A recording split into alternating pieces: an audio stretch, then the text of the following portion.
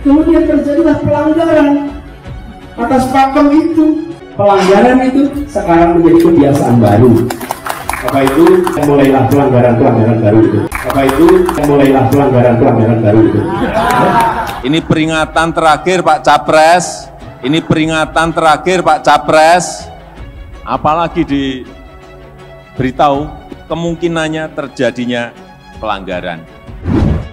Kalau saya sih prinsipnya kita bersilaturahmi, ada kegiatan jalan sehat, ada kegiatan silaturahmi. Tapi kalau memang diduga, maka ditunjukkan ketentuan-ketentuan mana yang dianggap dilanggar.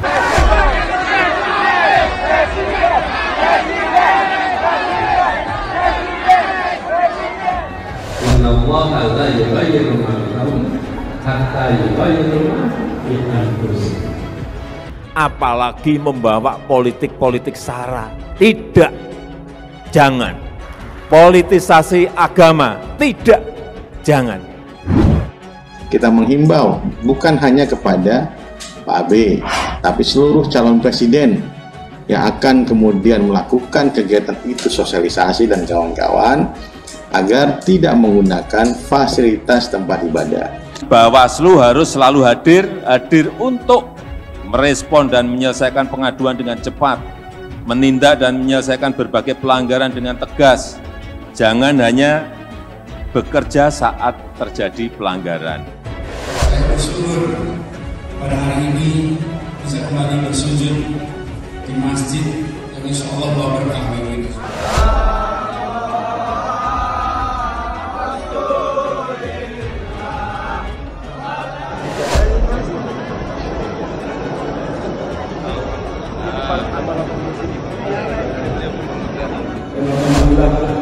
Selama perjalanan kembali tidak terlihat.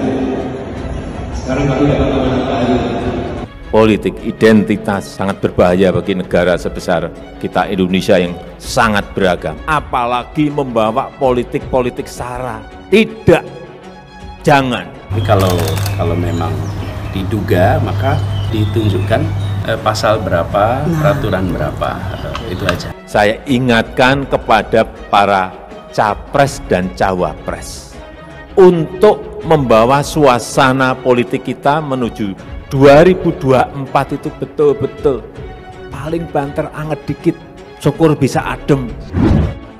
Bahwa walaupun laporan pelapor tidak memenuhi syarat material, namun ditinjau dari sisi etika politik, kegiatan safari politik yang dilakukan AB dapat dipandang sebagai tindakan yang kurang etis.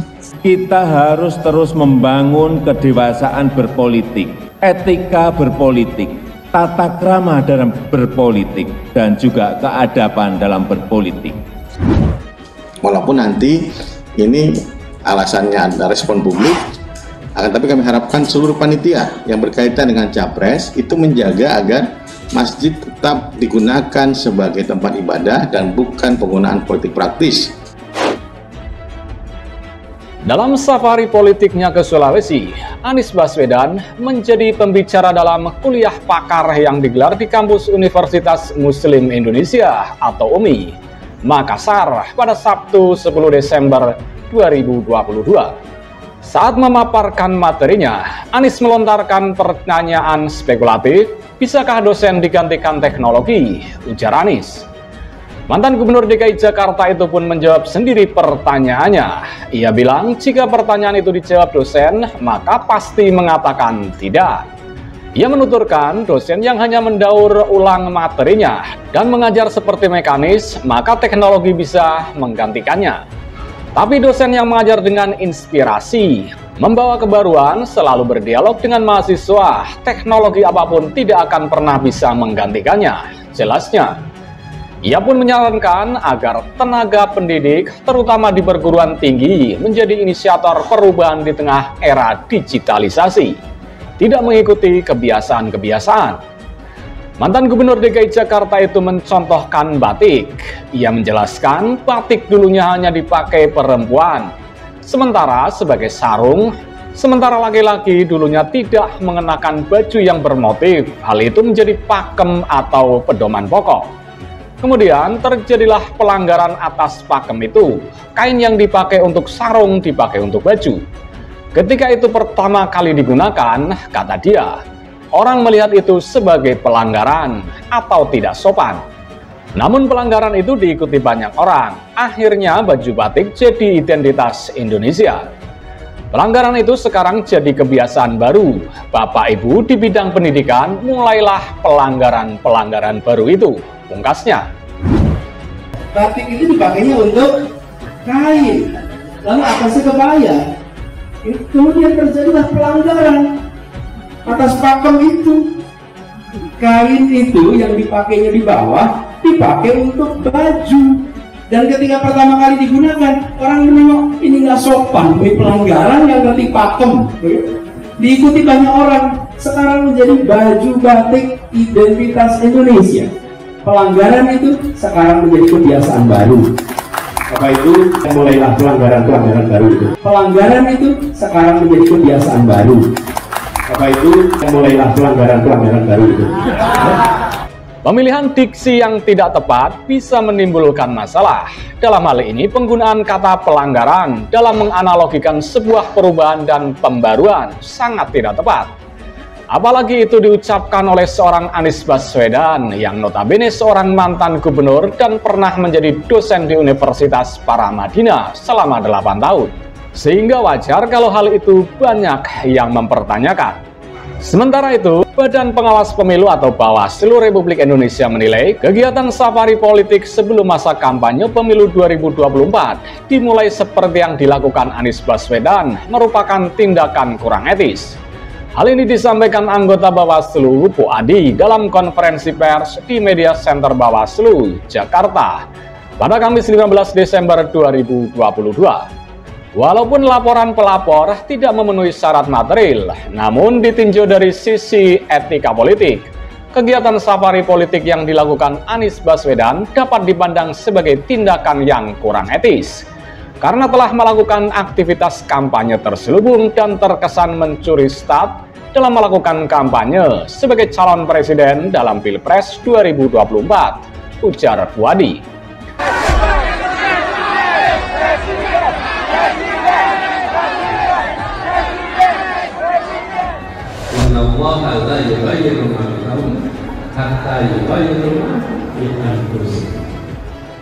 Saya bersyukur pada hari ini bisa kembali bersujud di masjid yang insya Allah bawa berkah.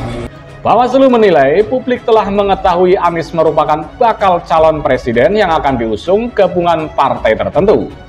Dengan demikian, safari politiknya dapat dimaknai sebagai aktivitas mengkampanyekan atau setidaknya menyosialisasikan diri sebagai bakal capres pada pemilu 2024, terutama dalam rangka meningkatkan elektabilitas jelang 2024. Hal tersebut jelas bertentangan dengan prinsip kesetaraan dan keadilan bagi semua pihak yang hendak berkontestasi pada pemilu, ucap Puadi pada Kamis 15 Desember 2022. Meski dinilai kurang etis dan bertentangan dengan prinsip kesetaraan, namun tindakan menyosialisasikan diri pada calon sebelum masa kampanye adalah sah-sah saja, asalkan ditempuh melalui cara-cara yang dikehendaki Undang-Undang Pemilu sebagai regulasi yang mengatur tentang pemilihan umum. Bahwa semua orang harus paham dan dapat menahan diri untuk tidak melakukan apapun bentuk kampanye atau sosialisasi diri. Sebab saat ini bukanlah waktunya untuk berkampanye, katanya. Puadi mengatakan saat ini setiap orang diwajibkan untuk memberikan pendidikan politik dan menciptakan iklim politik yang sejuk dalam penyelenggaraan pemilu. Hal ini untuk mencegah terjadi dugaan pelanggaran yang dapat mencederai keadilan pemilu. Kalau hendak melakukan kampanye, sesungguhnya Undang-Undang Pemilu telah menyediakan waktu bagi setiap kontestan pemilu untuk mengkampanyekan dirinya sebagai calon presiden dan wakil presiden pada masa kampanye, ujar dia. Bahwa walaupun laporan pelapor tidak memenuhi syarat material, namun ditinjau dari sisi etika politik, kegiatan safari politik yang dilakukan AB dapat dipandang sebagai tindakan yang kurang etis. telah melakukan aktivitas kampanye terselubung dan terkesan mencuri star dalam melakukan kampanye sebagai calon presiden dalam pemilihan presiden 2024. Publik telah mengetahui bahwa AB merupakan bakal calon presiden yang akan diusung oleh gabungan partai tertentu, sehingga aktivitas safari politik dapat saja dimaknai sebagai aktivitas mengkampanyekan atau setidaknya mensosialisasikan diri sebagai bakal calon presiden pada pemilu 2024. Bahwa semua orang harus paham dan dapat menahan diri untuk tidak melakukan apapun bentuk kampanye atau sosialisasi diri, sebab saat ini bukanlah waktunya untuk berkampanye. Setiap orang diwajibkan untuk memberikan pendidikan politik, menciptakan iklim yang sejuk dan penyelenggaraan pemilu, walaupun hendak melakukan kampanye sebagai calon presiden dan wakil presiden, yakni pada masa kampanye. Pernyataan Bawaslu ini pun langsung direspons keras oleh partai politik pendukung Anies Baswedan. Wakil Ketua Umum Nasdem Ahmad Ali menilai pernyataan Puadi sangat konyol sebab pemilu belum dimulai. Pertanyaannya, Bawaslu ini lembaga apa? Bawaslu ini kan lembaga pengawas pemilu, pengawas parpol dan KPU. Mereka mulai bertugas ketika tahapan pemilu sudah dimulai dan mereka bukan Dewan Etik, kata Ali kepada wartawan pada Jumat 16 Desember 2022. Apalagi lanjut Ali, Bawaslu juga sudah memutuskan tidak akan menindaklanjuti laporan dugaan pelanggaran pemilu Anies Baswedan. Pernyataan saudara Puadi kemarin pernyataan konyol menurut saya karena di waktu yang bersamaan Bawaslu mengeluarkan putusan bahwa Anies dan Nasdem tidak melakukan pelanggaran. Tapi di waktu yang bersamaan dia mengatakan ada pelanggaran etik karena kampanye diam-diam, ujarnya. Ali menyarankan Bawaslu fokus pada pemilu dan menyiapkan perangkat dari tingkat daerah hingga pusat. Ketika kemudian hari tahapan pemilu belum dimulai, maka Bawaslu sebaiknya tidak usah ngurusi apa yang bukan urusannya. Sebaiknya Bawaslu konsen menyiapkan perangkat-perangkatnya hingga di tingkat daerah, sehingga ketika tahapan pemilu sudah dimulai, mereka perform. Ketimbang hari ini mereka mengomentari yang bukan domain mereka, nanti mereka diketawain, ucapnya. Politik identitas sangat berbahaya bagi negara sebesar kita Indonesia yang sangat beragam. Apalagi membawa politik-politik sara. Tidak, jangan. Tapi kalau memang diduga, maka ditunjukkan pasal berapa, peraturan berapa, itu aja. Saya ingatkan kepada para capres dan cawapres untuk membawa suasana politik kita menuju 2024 itu betul-betul paling banter anget dikit, syukur bisa adem. Sementara itu, di beberapa waktu lalu, Presiden Joko Widodo mengingatkan agar para calon presiden dan calon wakil presiden atau capres-cawapres tidak menggunakan politik identitas dalam kontestasi pemilu presiden atau Pilpres 2024 mendatang. Presiden menegaskan bahwa politik identitas sangat berbahaya bagi Indonesia, sehingga politisasi agama serta sara sebaiknya dihindari. Hindari ini, lakukan politik gagasan, politik ide, tapi jangan masuk ke politik sara, politisasi agama, politik identitas, jangan. Ujar Jokowi saat memberikan sambutan pada Musyawarah Nasional Himpunan Pengusaha Muda Indonesia atau HIPMI 2022 yang digelar di Solo. Sangat berbahaya bagi negara sebesar Indonesia yang sangat beragam, imbuh Presiden. Kepala negara pun meminta agar perdebatan yang kelak dilakukan capres dan cawapres merupakan perdebatan ide dan gagasan dalam membangun bangsa, bukan perdebatan yang justru membuat situasi politik menjadi panas.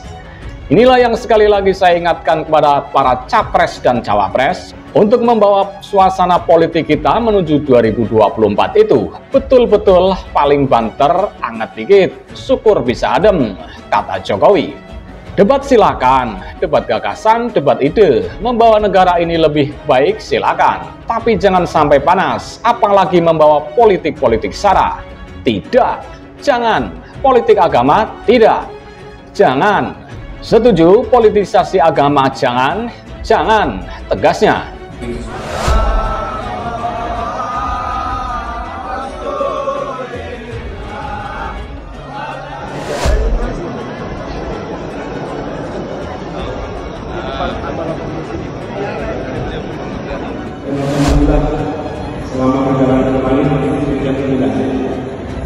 Sekarang kami dapat mengambil.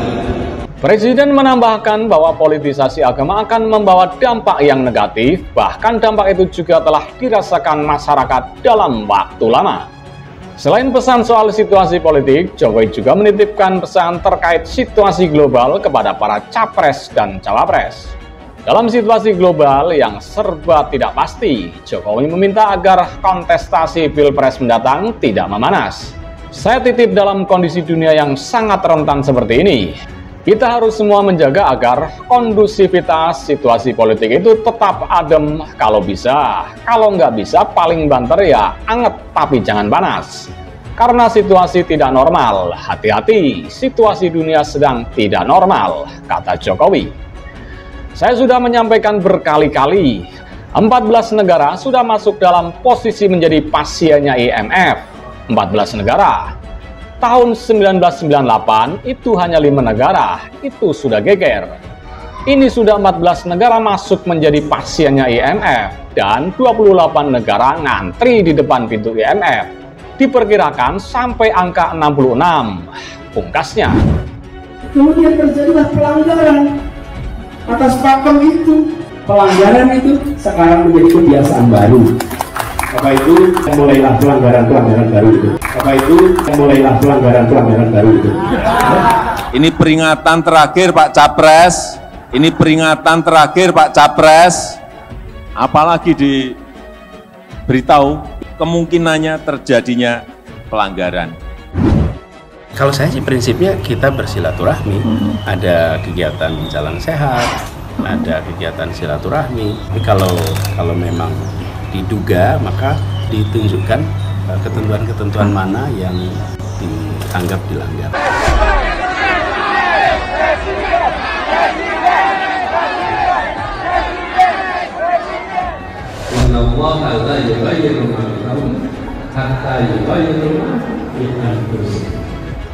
Apalagi membawa politik-politik sara. Tidak, jangan. Politisasi agama, tidak. Jangan. Kita menghimbau bukan hanya kepada Pak AB, tapi seluruh calon presiden yang akan kemudian melakukan kegiatan itu, sosialisasi dan kawan-kawan, agar tidak menggunakan fasilitas tempat ibadah. Bawaslu harus selalu hadir untuk merespon dan menyelesaikan pengaduan dengan cepat, menindak dan menyelesaikan berbagai pelanggaran dengan tegas. Jangan hanya bekerja saat terjadi pelanggaran. Saya bersyukur pada hari ini bisa kembali bersujud di masjid yang insya Allah bawa berkah bagi kita.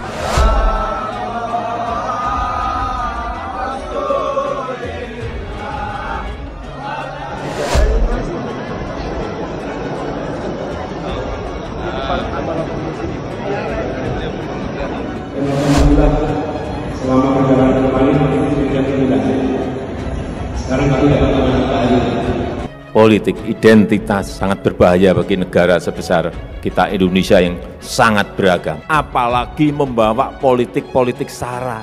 Tidak, jangan. Tapi kalau memang diduga, maka ditunjukkan pasal berapa, peraturan berapa, itu aja. Saya ingatkan kepada para capres dan cawapres untuk membawa suasana politik kita menuju 2024 itu betul-betul paling banter anget dikit, syukur bisa adem. Bahwa walaupun laporan pelapor tidak memenuhi syarat material, namun ditinjau dari sisi etika politik, kegiatan safari politik yang dilakukan AB dapat dipandang sebagai tindakan yang kurang etis. Kita harus terus membangun kedewasaan berpolitik, etika berpolitik, tata krama dalam berpolitik, dan juga keadaban dalam berpolitik. Walaupun nanti ini alasannya ada respon publik, akan tapi kami harapkan seluruh panitia yang berkaitan dengan capres itu menjaga agar masjid tetap digunakan sebagai tempat ibadah dan bukan penggunaan politik praktis.